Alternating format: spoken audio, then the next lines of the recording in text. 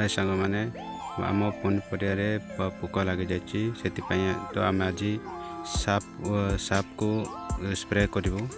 तो ये 15 लीटर पानी रे माचिस बॉक्स रो 2 ठिपी आम पानी रे मिसई भल भाव घाटी ताको स्प्रे करवा द्वारा भल हम तार पोक फोक जी हो सब छाड़देव।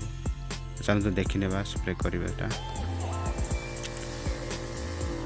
ये भाव में स्प्रे करवा चारिटा गचरू पूरा अग जाए भल भाव में स्प्रे करने पड़ो।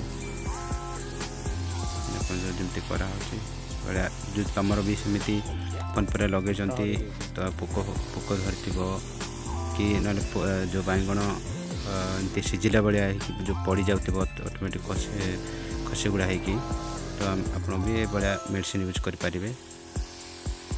तो से ध्यान सहित देखु भल भाव में स्प्रे कराऊँच।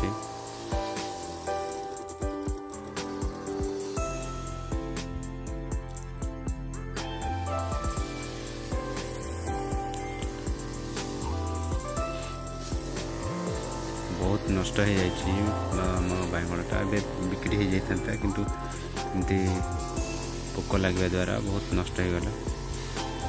से फाइनाली आज ये आम मेडिसिन व्यवहार करुँ देखे नेक्स्ट वीडियो भी आउ थे केमती है से विषय मुझे जनइबी आपण मानू। बहुत फली थिला किंतु कौन करिया पोक तो असुविधा पकई दूसरी आ देखते टमाटो भी देखना किंतु फली किंतु पोक हो जाऊँ टमाटर भी गछ गुड़ाक मरी जाऊँचे केते फली बिक्री हो जाता।